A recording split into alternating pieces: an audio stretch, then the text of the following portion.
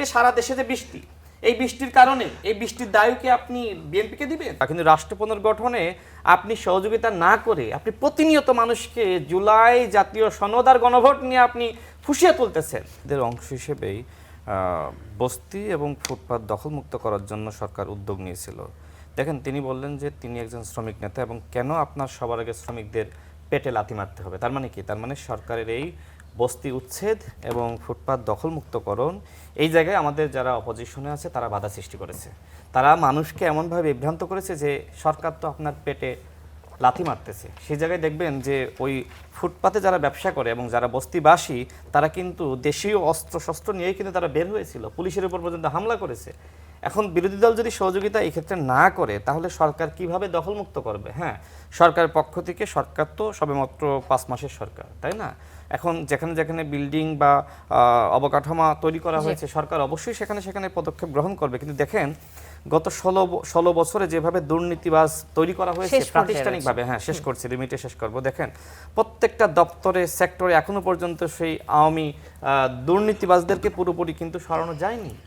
16 বছরে এদেশকেই তো ধ্বংস করা হয়েছিল, যেটা আমাদের পক্ষ থেকে তো বলা হয়।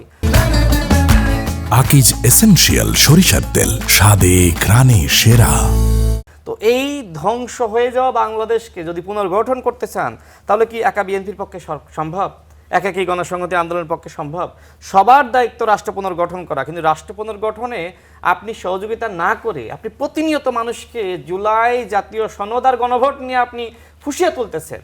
আপনি বিরোধী দল হিসেবে আপনার দায়িত্ব ছিল না মানুষের নিত্য সমস্যা নিয়ে কাজ করা? বাকি বিষয়গুলো জুলাই সনদে একমত হতে পারেন না, এই বিষয়গুলোতে উন্নয়নমূলক কার্যক্রমে কিভাবে একমত হবে? না, উন্নয়নমূলক কার্যক্রমে একমত হয়েছে তো। ঢাকা 15 আসনে জামাতের আমিরের আসনে সেখানে দেখেন, সেখানে আমাদের স্থানীয় সরকার প্রতিমন্ত্রী জনাব মীর শাহে আলম তিনি নিজে গিয়েছেন এবং ওই এলাকার প্রশাসক মিল্টন ভাই তিনিও গিয়েছেন এবং একসাথে বসে কিন্তু তারা ঢাকা 15 আসনের উন্নয়ন কোথায় কি হবে সেটা নিয়ে আলোচনা করেছেন।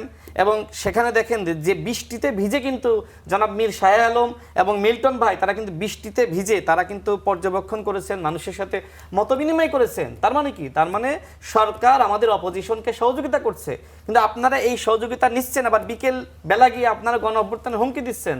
সরকারকে প্রকৃতপক্ষে গঠনমূলক সমালোচনা করেন। এই যে আমি বললাম যে সরকার 10টা পদক্ষেপ গ্রহণ করেছে, আপনি 11 নম্বর পদক্ষেপ কি হবে আপনি বলতে পারলেন না কেন? 12 নম্বর কি হবে আপনি বলতে পারলেন না কেন? আপনি যে কথা বললেন সেই উদ্যোগ তো, সেই মহাপরিকল্পনায় ইতিমধ্যে তো উত্তর সিটি কর্পোরেশন আর দক্ষিণ সিটি কর্পোরেশন তো নিয়েই ফেলিয়েছে।